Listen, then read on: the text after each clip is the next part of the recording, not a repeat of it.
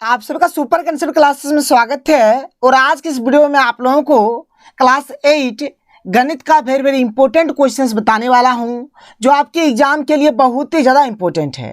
तो आप लोग वीडियो पर कंप्लीट बने रहें। और अगर आप लोग हमारे चैनल पर पहली बार आए हैं तो चैनल को सब्सक्राइब करने के साथ साथ बेल के आइकन को प्रेस कर लीजिए। तो चलिए शुरू करते हैं और एक एक करके हर एक क्वेश्चन को बहुत ही सिंपल तरीके से और ईजी तरीके से देख लेते हैं। तो देखिए यहाँ पर हमारे पास जो सबसे पहला जो क्वेश्चन है, क्वेश्चन नंबर 1 क्या है कि 9x माइनस 27xy का गुणनखंड क्या होगा। तो देखिए आप लोग गुणनखंड को किस प्रकार से निकालेंगे।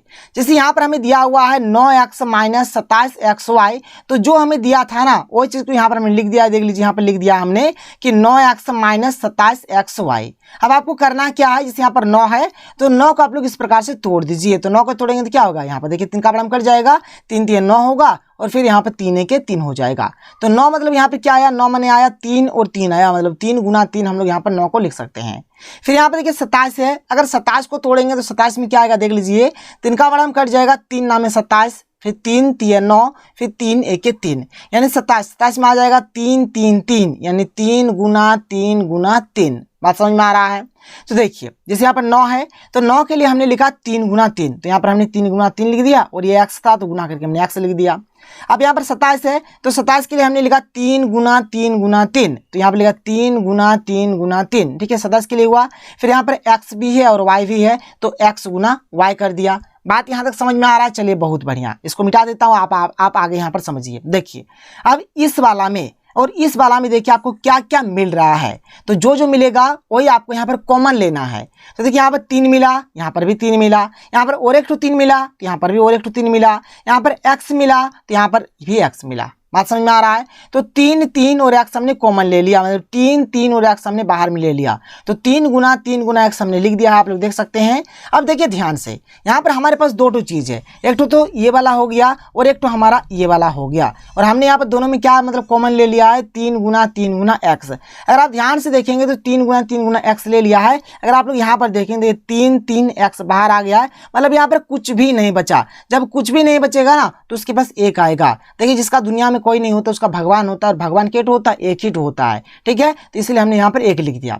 अब अगर इसका बात किया जाए, ध्यान से सुनिएगा, अगर हम लोग इसका अगर बात करें, ठीक है, इसका अगर बात किया जाए तो इसमें देखिए यहाँ पर 3 3 और x हमने ले लिया है, मैंने 3 3 और x हमने ले लिया है। बचा क्या, 3 बचा गुना y बचा, तो 3 गुना y हमने लिख दिया है। अब इसको बना लीजिए तो 3 3 कितना हो जाएगा, 9 हो जाएगा, x का x हो जाएगा, 1 का 1 माइनस का माइनस, 3 गुना y करेंगे तो 3y हो जाएगा।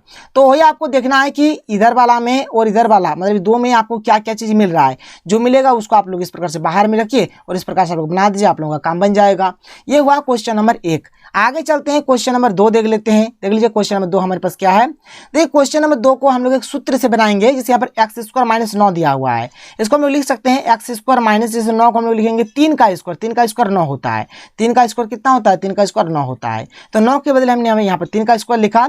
अब देखिए सूत्र होता है कि a का स्क्वायर माइनस b का स्क्वायर। ठीक है, a का स्क्वायर माइनस b का स्क्वायर, इसका सूत्र होता है a प्लस बी गुना a माइनस बी। आप इसको ऐसा लिखिए, या फिर आप इस सूत्र को ऐसे भी लिख सकते हैं। पहले चाहे तो आप यहाँ पर a माइनस बी लिख दीजिए, फिर बाद में आप लोग a प्लस बी लिखिए, कोई दिक्कत नहीं है। ऐसा लिखेंगे तब भी सही होगा और ऐसा लिखेंगे तब भी सही होगा। तो यहाँ पर a का काम कर रहा है x और b का काम कर रहा है 3, तो सूत्र हो गया a plus B into a minus B. तो a की जगह पे x, ठीक है, a बराबर क्या हो जाएगा, x हो जाएगा, a की जगह पे x, तो a की जगह पे x रखा, b के जगह पे 3 तो b के जगह पे 3 रखा। उसी प्रकार से यहाँ पर a के जगह पे x और b के जगह पे 3।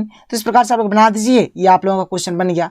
चाहे देखिए यहाँ पे जैसे x स्क्वायर माइनस 25 भी हो सकता है, तो इसके लिए क्या करेंगे, x स्क्वायर 25 किसका स्क्वायर होता है, 5 का स्क्वायर, 5 का स्क्वायर 25 होता है। तो a square minus B square, तो आप इसको ऐसे बना, ये वाला भी क्वेश्चन आप लोग इसी सूत्र से बना लीजिएगा।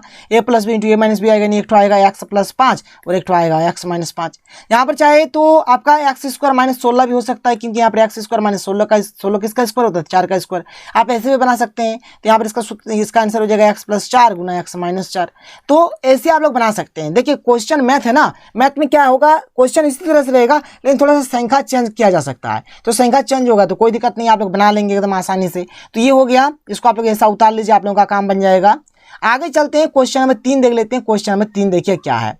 क्वेश्चन नंबर 3 में यहाँ पर हमें सार्वगुणनखंड निकालना है।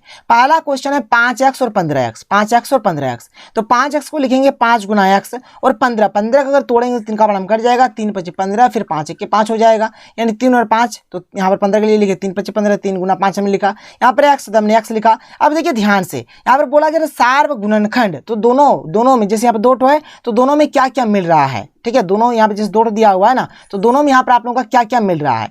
जैसे यहाँ पर 3 दिया हुआ है तो हम लोग देखेंगे कि तीनों में क्या क्या मिलेगा। बात क्लियर हो रहा है, समझ में आ रहा है। सार्वगुणनखंड माने हो गया, जैसे यहाँ पर 5x और 15x दिया हुआ है तो हम लोग इन दोनों में चेक करेंगे हमें यहाँ पर क्या मिल रहा है। अगर हमें 3 दिया हुआ रहे तो तीनों में चेक करेंगे तीनों में क्या क्या मिल रहा है। तो देखिए यहाँ पर जैसे 5x में हो गया 5 गुना x, 15x में हो गया 3 गुना 5 गुना x। अगर आप लोग देखेंगे यहाँ पर 5 है तो यहाँ पर भी 5, ऊपर नीचे दोनों में 5 है, यहाँ पर x है तो नीचे भी हमारे x है, मतलब यहाँ पर 1 तो 5 मिल रहा है, 1 तो x मिल रहा है, 1 तो 5 मिला, 1 तो x मिला, यानी 5x मिला। तो यही हो गया इसका सार्वगुणनखंड। आप चाहे इसको इस प्रकार से घेर भी सकते हैं, आप जैसे यहाँ पर मैंने घेर दिया है, आप चाहे इस प्रकार जैसे 5 5 इस प्रकार से आप लोग घेर लीजिएगा, x इस प्रकार से आप लोग घेर लीजिएगा, ऐसे भी आप लोग घेर सकते हैं, गलती नहीं होगा। आगे चलते हैं, यहाँ पर जो 2 नंबर वाला है, 2 नंबर वाला यहाँ पर जो क्वेश्चन दिया हुआ है इसको भी हम लोग यहीं से देख लेते हैं। यहाँ पर देखिए 3x के मात्रा में 3 है, तो 3x के मात्रा में 3, तो 3x के मात्रा में 3 माने यहाँ पर x 3 बार, 6x स्क्वायर है तो 6 को तोड़ेंगे क्या हो जाएगा, 2 3 6 हो जाएगा, ठीक है। फिर 3 के 3 तो 2 और 3, तो 2 गुना 3 लिखा हमने। x का स्क्वायर है यानी x गुना x हो जाएगा। यहाँ पर 9x स्क्वायर, तो 9 को तोड़ेंगे क्या होगा, 3 3 होगा, 3 गुना 3 होगा गुना, यहाँ पर x स्क्वायर माने क्या, x गुना x हो जाएगा। अब देखिए यहाँ पर 3 दिया हुआ है, तो तीनों में देखेंगे तीनों में क्या क्या मिल रहा है। तो आप देख सकते हैं, देखिए यहाँ पर तीनों में क्या मिल रहा है, 3 मिला, 1 ठो, चलिए बहुत बढ़िया 3 मिल रहा है। फिर यहाँ पर सब में 1 ठो करके x मिल रहा है, देख लीजिए यहाँ पर 1 ठो करके x मिला, फिर यहाँ पर और 1 ठो करके x मिल रहा है, आप लोग देख लीजिए। अब आप बोलेंगे सर यहाँ पर x है लेकिन यहाँ पर तो x और यहाँ पर x नहीं है, इसलिए वो नहीं मिलेगा। तो 1 तो 3 मिला, 2 x मिला, 1 तो 3 मिला, 2 x मिला, तो 3 गुना x 3x और यहाँ पर x, तो 3x का स्क्वायर हो गया। इसको आप लोग नोट डाउन कर लीजिए, ये हो गया आपका इसका आंसर। ऐसे ही आप लोगों को सार्वगुणनखंड यहाँ पर निकालना है। आगे चलिए, आगे बढ़ते हैं अगले क्वेश्चन की ओर। अगला क्वेश्चन देखिए यहाँ पर मान निकालना है, बहुत ही सिंपल होता है, टेंशन नहीं लीजिए। जैसे यहाँ पर 3x + 2 = 5 है। सबसे पहला काम क्या करिए, यहाँ पर देख लीजिए, ये जो +2 है उसको बराबर का अगर इस साइड में अगर ले आएंगे तो +2 है तो ये माइनस हो जाएगा, मतलब देखिए बराबर की इधर अगर प्लस इधर आने से माइनस होगा और माइनस रहने से इधर आने से क्या हो जाएगा, प्लस हो जाएगा। तो यहाँ पर 3x का 3x और 5 में अगर 2 जाएगा तो कितना बचेगा, 3 बचेगा। तो यहाँ पर 3x बराबर कितना आया, 3 आया। तो यहाँ देखिए गुना है, गुना का उल्टा भागा होता है। जैसे यहाँ पर देखिए 3x बराबर 3 है ना, तो अगर हम लोग यहाँ पर x का अगर मान निकालेंगे 3 का 3 रहेगा और यहाँ पर जो भी चीज़ रहेगा ये हमारे नीचे में आ जाएगा। तो काट दीजिए, 3 के 3, 3 के 3 कितना आ गया, 1 आ गया, यानी यहाँ पर x का मान कितना है, x का मान आ गया 1 आ गया। ठीक है, ये हो गया हमारे इसका आंसर। नोट कर लीजिए फटाफट, इसको आप लोग उतार लीजिए अपनी कॉपी में। आगे चलते हैं, क्वेश्चन नंबर 5 की ओर चलते हैं, देख लेते हैं क्वेश्चन नंबर 5। देखिए हमारे पास जो क्वेश्चन नंबर 5 है, यहाँ पर x/2 दिया हुआ है, कितना है 7 है, नीचे कुछ नहीं तो 1 मान लीजिए। गुना करिए, 1 गुना x करेंगे तो कितना होगा, x होगा, और यहाँ पर 2 और 7 का गुना करेंगे तो क्या होगा, 2 गुना 7 आप लिख सकते हैं। इसी आप डायरेक्ट आप लिख दीजिएगा 14, तो 2 से कितना हो जाएगा, 14 हो जाएगा। ये हो जाएगा इसका बिल्कुल सही उत्तर। ठीक है, चलिए आगे चलिए, आगे चलते हैं क्वेश्चन नंबर 6 देख लेते हैं। देख लीजिए हमारे पास जो क्वेश्चन नंबर 6 है क्या है। क्वेश्चन नंबर 6 में बोल रहा है कि किसी संख्या को दुगने में 8 जोड़ने पर 32 प्राप्त होता है, वह संख्या ज्ञात कीजिए। हमने मान लिया कि वो जो संख्या वो क्या है, x है। अब उसके दुगने में 8 जोड़ना है, तो यहाँ पर ये संख्या हमारे x हो गया। 2 गुना मतलब गुना 2, तो गुना हमने 2 कर दिया। 8 जोड़ना है +8, देखिए 8 हमने जोड़ दिया, तो इस समय क्या मिल रहा है, 32 प्राप्त हो रहा था, यानी बराबर 32। बात क्लियर, हमको संख्या पता नहीं था तो हमने x माना। क्वेश्चन हमें बोल रहा है कि इसका पहले दुगुना करो, तो यहाँ पर ये जो संख्या इसको हमने लिखा इसका दुगुना कर दिया। फिर 8 जोड़ने पर हमने 8 भी जोड़ दिया, 32 प्राप्त हो रहे के बराबर 32 हुआ। तो 2 गुना x 2x प्लस का प्लस 8 का 8 बराबर 32। तो 2x का 2x 32 का 32 प्लस 8 होते -8 होगा। तो 2x और 32 में 8 जाएगा क्या हो जाएगा, 24 हो जाएगा। बात समझ में आ रहा है, चलिए बहुत बढ़िया। तो यहाँ पर 2x बराबर कितना आ गया, 24 आ गया। 2x बराबर कितना है, 24 आया। तो यहाँ पर x बराबर हो जाएगा, देखिए यहाँ पर जिस 2 है मैंने आपको बोला कि नीचे आ जाएगा, 24 ऊपर में रहेगा, 2 नीचे आ जाएगा। तो 2 के 2 और 12 दूनी 24 हो जाएगा। तो 12 यहाँ पर बचा, यानी संख्या हमने x माना, तो x का मान कितना आया, 12 आया। ये हो जाएगा इसका बिल्कुल सही उत्तर। आगे चलिए क्वेश्चन नंबर 7 हम लोग देख लेते हैं। देख लीजिए हमारे पास जो क्वेश्चन नंबर 7 है क्या है। तो क्वेश्चन नंबर 7 में हमें दिया गया कि एक आयत की परिमाप दिया हुआ है 13 सेंटीमीटर, तो परिमाप बराबर 13 सेंटीमीटर हमने लिखा। चौड़ाई दिया हुआ है 5/2 सेंटीमीटर, तो चौड़ाई हमने 5/2 सेंटीमीटर लिखा। लंबाई हमें निकालना था, लंबाई बराबर प्रश्न चिन्ह। आयत का परिमाप का सूत्र होता है, आयत का परिमाप तो होता है 2 गुने लंबाई जोड़ चौड़ाई। तो आयत का परिमाप 13 दिया हुआ है, तो हमने यहाँ पर 13 उतार दिया।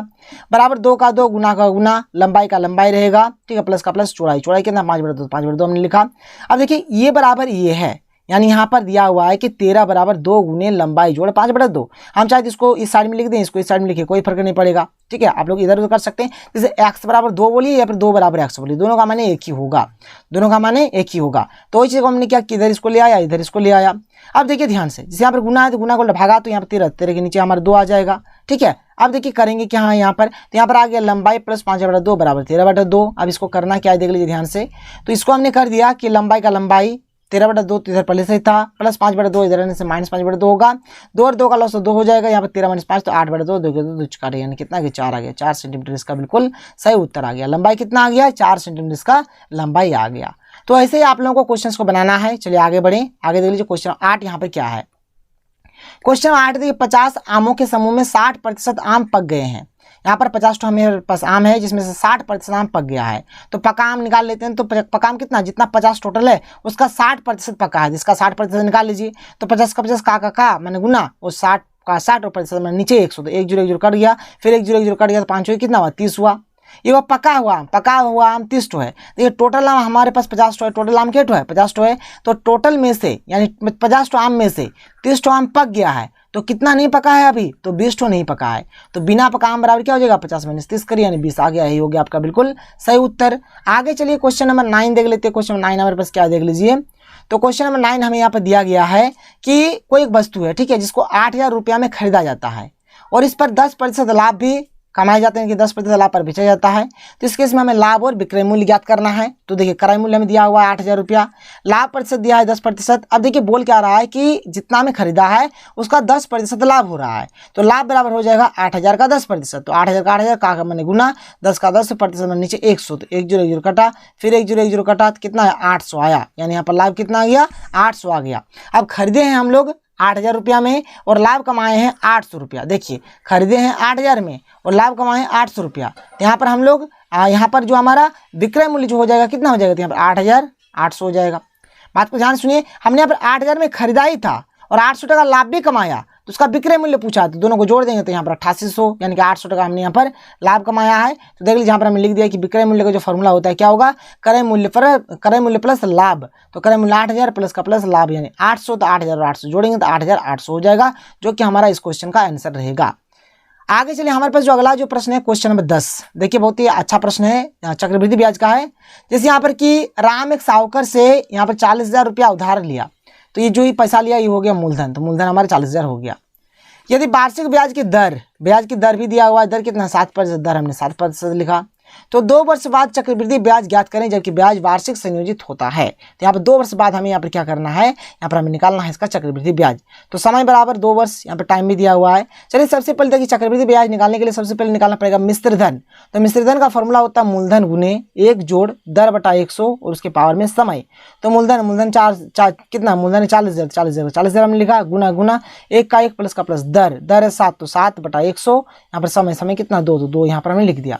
अब इसके नीचे कुछ नहीं देख मानिए, तो 1 और 100 का एलसीएम कितना 100 होगा। यहाँ पर 1 गुना 100 तो 100 हो जाएगा, प्लस 100 का पढ़ में एक बार में है तो 1 गुना 7 तो 7 हो जाएगा। मतलब भिन्न का आपको यहाँ पर जोड़ कर देना है। तो चलिए आपको भिन्न का जोड़ आता होगा, भिन्न का जोड़ आपको कर देना है, कुछ आपको करना नहीं। देखिए मैं आपको फिर से समझा देता हूँ। यहाँ पर आपको 1 मान लेना है और भिन्न का यहाँ पर जोड़ कर देना है। तो ये इस प्रकार से आ जाएगा। फिर यहाँ पर 100 और 7 को 107 बटा 100 आएगा, इसका स्क्वायर हो जाएगा 40,000 गुना 107 बटा 107 बटा 100 गुना 107 बटा 100 स्क्वायर। तो हमने यहाँ पर 2 बार लिखा। अब यहाँ से 2 जीरो, यहाँ से 2 जीरो कटा, फिर यहाँ से 2 जीरो, यहाँ से 2 जीरो कटा, फिर 107 और 4 को गुणा करिए। ठीक है, यहाँ पर ये वाला देख लीजिए क्या इसका आंसर आ जाएगा। चलिए मैं आपको दिखा देता हूँ, चलिए देख लीजिए। तो यहाँ पर आप लोग काट दीजिएगा, ठीक है, ये 2 जीरो काटिएगा, ये 2 जीरो काटिएगा तो 4 107 इसको जब गुना करेंगे तो ये आएगा हमारा 45,796 टका। कितना आएगा 45,796। अब यहाँ पर हमें निकालना है चक्रवृद्धि ब्याज। तो चक्रवृद्धि ब्याज का जो फॉर्मूला होता है मिश्रधन माइनस मूलधन। तो मिश्रधन यहाँ पर दिया हुआ है 45,796, तो हमने यहाँ पर लिखा है। मूलधन है 40,000 हमने लिखा है। अब इसमें अगर इसको बात करेंगे तो कितना आएगा 5,796 आएगा, जो कि हमारा इसका बिल्कुल आंसर हो जाएगा। आगे बढ़े, चलिए आगे चलते हैं अगले क्वेश्चन की ओर। अगला प्रश्न देख लेते हैं हमारे पास क्या है। तो देखिए क्वेश्चन 11 क्या है, यहाँ पर 1 नंबर में है चतुर्भुज के चारों कोनों का योग कितना होता है। तो चतुर्भुज के चारों कोनों का योग 360 डिग्री होता है, इसको आप नोट कर लीजिए। 2 नंबर में है कि आयत के सभी कोनों का योग कितना होता है। आयत कुछ हमारा इस प्रकार से होता है और आयत के सभी कोनों का योग हमारा 360 डिग्री ही होता है। 3 नंबर में दिया हुआ है कि आयत के सभी अंत कोणों का योग कितना होता है। अगर अंत कोणों का बात हो तब भी यहाँ पर 360 डिग्री ही होगा। 4 नंबर में है कि वर्ग के सभी कोणों का योग कितना होता है, तो वर्ग के सभी कोणों का योग 360 डिग्री होता है। यहाँ पर भी 360, यहाँ पर भी 360, यहाँ पर भी 360 और यहाँ पर भी 360 ही होगा। आगे चलते हैं, क्वेश्चन नंबर 12 हम लोग देख लेते हैं कि क्वेश्चन नंबर 12 यहाँ पर क्या दिया हुआ है। तो देख लीजिए हमारे पास क्वेश्चन नंबर 12 क्या है। एक घन जिसकी एक भुजा 7 सेंटीमीटर है उसका आयतन क्या होगा। यहाँ पर भुजा हमें दिया हुआ है 7 सेंटीमीटर, तो भुजा बराबर हमने लिख दिया है 7 सेंटीमीटर। आयतन निकालना है किसका, तो घन का। तो घन का आयतन का सूत्र हो जाएगा भुजा के माथा में 3, यानी कि भुजा क्यू जिसको बोलेंगे। तो भुजा दिया हुआ है 7, तो 7 लिखा और इसके माथा में 3, यानी कि 7 के पावर में 3। और 7 के पावर में 3 का मतलब होता है यहाँ पर 7 के टो है तो 3 टो है, तो 7 गुना 7 गुना 7, यानी यहाँ पर हमने यहाँ पर जो 7 है 3 टो लिख दिया है। अब यहाँ पर इन तीनों का गुना करेंगे कितना जाएगा, 343 आएगा। और जब भी आयतन रहेगा ना, जैसे यहाँ पर सेंटीमीटर है तो सेंटीमीटर के माथा में आपको 3 लगा देना है। देखिए ध्यान से, जैसे कि मान के चलिए अगर आपका क्षेत्रफल रहे, क्या रहे, क्षेत्रफल रहे। अगर सेंटीमीटर दिया रहेगा तो यहाँ पर क्षेत्रफल में क्या हो जाएगा, सेंटीमीटर के माथा में 2 लगा दीजिएगा। अगर मीटर रहेगा तो मीटर के माथा में 2 लगा दीजिएगा। अगर आयतन निकालने के लिए बोला जाए, आयतन देखिए, आयतन कोई हम लोग क्षमता भी बोलते हैं और आयतन कोई हम लोग धारिता भी बोलते हैं। तो धारिता बोलिए, क्षमता बोलिए, फिर आयतन बोलिए, मतलब तीनों एक ही चीज होता है। और जब ये तीनों में से कोई भी चीज रहेगा तो जैसे सेंटीमीटर रहेगा तो सेंटीमीटर के माथा में 3 हो जाएगा, और मीटर रहेगा तो मीटर के माथा में 3 हो जाएगा। जैसे यहाँ पर आयतन है और यहाँ पर सेंटीमीटर है, इसलिए सेंटीमीटर के माथा में क्या हो गया, तो 3 हो गया। आगे चलते हैं क्वेश्चन नंबर 13 की ओर। देख लीजिए हमारे पास जो क्वेश्चन नंबर 13 है क्या आप लोग देख सकते हैं। तो क्वेश्चन नंबर 13 में हमें दिया गया कि घनाभ का पार्श्व पृष्ठीय क्षेत्रफल ज्ञात करें। यहाँ पर हमें घनाभ का पार्श्व पृष्ठीय क्षेत्रफल निकालना है, जहाँ पर लंबाई दिया हुआ है 10 सेंटीमीटर, चौड़ाई दिया हुआ है 8 सेंटीमीटर और ऊंचाई दिया हुआ है 6 सेंटीमीटर। तो हमने यहाँ पर लंबाई लिख लिया है 10 सेंटीमीटर, जो कि हमें दिया हुआ आप लोग देख सकते हैं। चौड़ाई को बी बोलते हैं, लंबाई को एल बोलते हैं। तो लंबाई एल बराबर 10 सेंटीमीटर, चौड़ाई 8 सेंटीमीटर, बी बराबर 8 सेंटीमीटर लिखा है। ऊंचाई 6 सेंटीमीटर, ऊंचाई को एच बोलते हैं, तो एच बराबर 6 सेंटीमीटर हमारा यहाँ तक हो गया। अब घनाभ का पार्श्व पृष्ठीय क्षेत्रफल का सूत्र होता है, देखिए क्या होता है, 2 गुने लंबाई जोड़ चौड़ाई गुना ऊंचाई। अब देखिए ध्यान से, 2 का 2, एल का मान कितना, एल का मान 10 है तो हमने यहाँ पर एल की जगह पे 10 रखा। बी का मान है 8 तो यहाँ पर बी की जगह पे 8 रखा। गुना गुना एच का मान है 6 तो हमने 6 रखा। अब 2 का 2 हो गया, 10 और 8 को जोड़ेंगे तो 18 होगा, गुना 6 हो गया। 18 दूने 36 हो गया, 36 गुना 6 हो गया। अब इसको हम लोग क्या करते हैं, इसको थोड़ा सा गुना कर लेते हैं, हमारा काम बन जाएगा। अब 36 और 6 अगर गुना करेंगे कितना होगा, 216। यहाँ पर क्षेत्रफल बोला है इसलिए सेंटीमीटर के माथा में 2 हो गया। जब भी क्षेत्रफल बोलेगा तो सेंटीमीटर के माथा में 2 आपको लिखना ही पड़ेगा। आगे चलते हैं अगले क्वेश्चन की ओर। अगला क्वेश्चन देखिए, क्वेश्चन नंबर 14 यहाँ पर क्या है, बहुत ही सिंपल और सरल क्वेश्चन है। क्वेश्चन नंबर 14 बोल रहा है कि घन का पार्श्व पृष्ठ क्षेत्रफल ज्ञात करें, जहां घन की भुजा 5 सेंटीमीटर है। भुजा को ए बोलते हैं, तो ए बराबर 5 सेंटीमीटर दिया हुआ है। घन का पार्श्व पृष्ठीय क्षेत्रफल का सूत्र होता है 4a का स्क्वायर।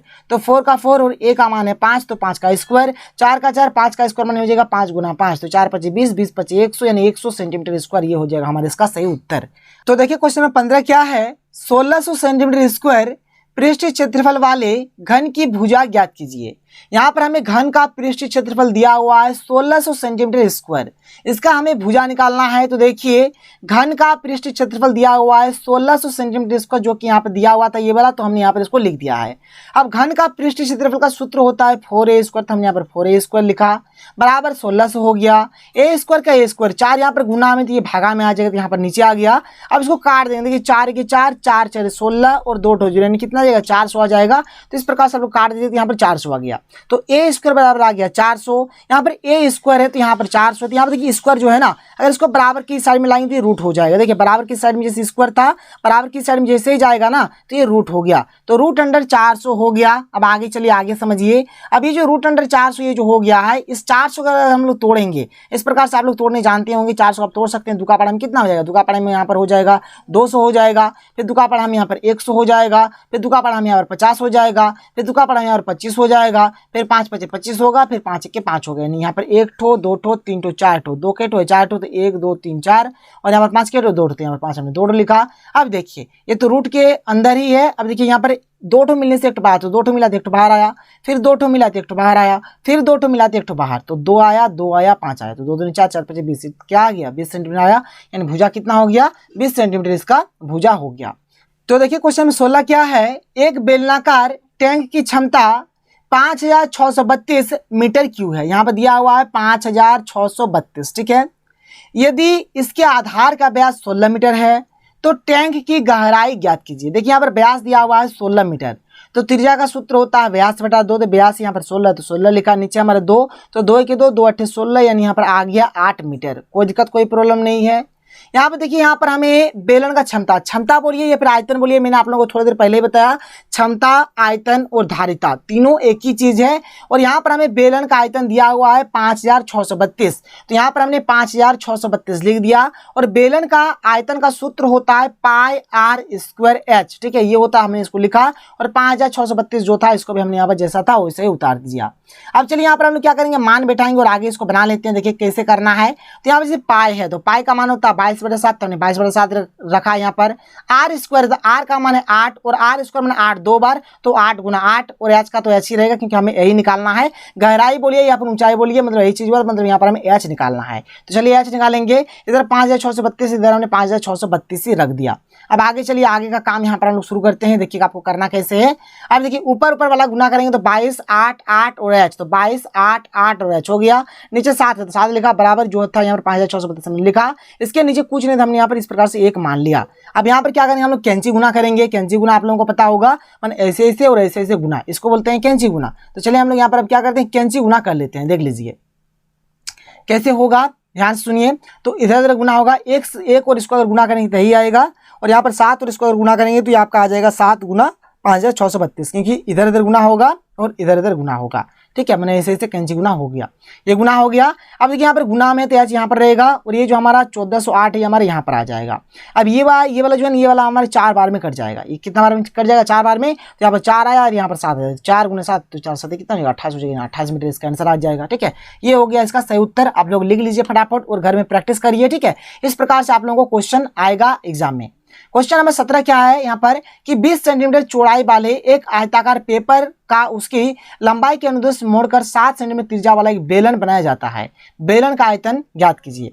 यहाँ पर देखिए आयत का हमें चौड़ाई दिया हुआ है, कितना है, 20 सेंटीमीटर है। और ये जो आयत का चौड़ाई है ना, यही हमारा बेलन की ऊंचाई होगी। तो बेलन का ऊंचाई कितना हो गया, आयत का चौड़ाई जितना है, तो बेलन का ऊंचाई यहाँ पर हो गया 20 सेंटीमीटर, यानी ये हो गया हमारा एच हो गया। क्या हो गया, एच हो गया। और बेलन की त्रिज्या यहाँ पर दिया हुआ है आर, आर कितना है, तो 7 सेंटीमीटर है। तो बेलन का आयतन हमें यहाँ पर निकालना था। आयतन का फॉर्मूला होता है पाई आर स्क्वायर एच, तो पाई का मान 22/7, आर स्क्वायर, आर है 7, स्क्वायर मैंने 2 × 7, तो 7 × 7। फिर यहाँ पर है एच, तो एच कितना है, एच हमारे 20, तो हमने 20 लिख दिया। अब इसको सॉल्व करेंगे, देखिए हम 7 और 7 कट जाएगा, 7 7 हमने काट दिया। देखिए ध्यान से आगे चलते हैं, यहाँ पर बात को समझ लीजिएगा। यहाँ पर हमने क्या किया, 7 7 काट दिया, तो 22 बचा, 7 बचा, 20 बचा। सबको गुना करेंगे, चलिए करते हैं। 22 का 22, 20 7 140, 140 और 22 को गुना करेंगे कितना आएगा, 3080 आएगा सेंटीमीटर क्यूब। आयतन बोला सेंटीमीटर क्यूब, ये हो जाएगा हमारा इसका सही उत्तर। आगे चलिए, आगे बढ़ते हैं और ज्यादा तो प्रश्न नहीं है, 1 2 फटाफट देख लीजिए। क्वेश्चन नंबर 18 हम लोग देख लेते हैं। क्वेश्चन 18 में क्या दिया है, यहाँ पर त्रिज्या दिया हुआ है 1.5 मीटर, तो हमने यहाँ पर त्रिज्या आर बराबर लिखी है 1.5 मीटर। यहाँ पर हमें लंबाई दिया है जो कि हमारा ऊंचाई का काम करेगा, तो ऊंचाई यहाँ पर दिया हुआ है h बराबर 7 मीटर। यहाँ पर बोला कि टैंकर में अधिकतम कितना लीटर दूध रखा जा सकता है, मतलब उसमें कितना लीटर दूध रखने का क्षमता है इसके अंदर, ठीक है, मतलब कैपेसिटी कितना है। तो जब भी इस प्रकार की चीज बोलेगा तो आयतन निकालना। चलिए आयतन निकाल लेते हैं, मतलब अधिकतम दूध का जो आयतन होगा, तो यहाँ पे क्या हो जाएगा, बेलन का आयतन के बराबर होगा। तो बेलन का आयतन होता है पाई आर स्क्वायर एच, तो पाई का मान 22/7। आर कितना है, आर है 1.5, तो यहाँ पर स्क्वायर था 1.5 × 1.5 होगा। एच है यहाँ पर 7, तो हमने यहाँ पर 7 रख दिया। अब आगे चलिए, आगे इसको हम लोग देख लेते हैं आगे आपको कैसे करना है। देखिए ध्यान से, तो आगे आपको अब करना है यहाँ पर, तो यहाँ पर आप लोग देख सकते हैं यहाँ पर 7 और ये 7 कट जाएगा, तो बचा 22 और यहाँ पर 1.5 तो हमने लिख दिया है। 22 का 22, 1.5 गुना करेंगे 2.25 होगा। इसको अगर हम लोग गुना करेंगे यहाँ पर आएगा 49.5, यानी कि 49.5, ठीक है। ये आया मीटर क्यूब में, जब इसको सेंटीमीटर क्यूब में बदलेंगे तो यहाँ पर ये वाला आ जाएगा, ये हो जाएगा इसका सही उत्तर। इसको आप लोग लिख लीजिए। फिर आगे चलते हैं, आगे देख लीजिए। यहाँ पर आगे हमारे पास क्या, जो कि हमारा लास्ट प्रश्न है, क्वेश्चन नंबर 19 क्या है।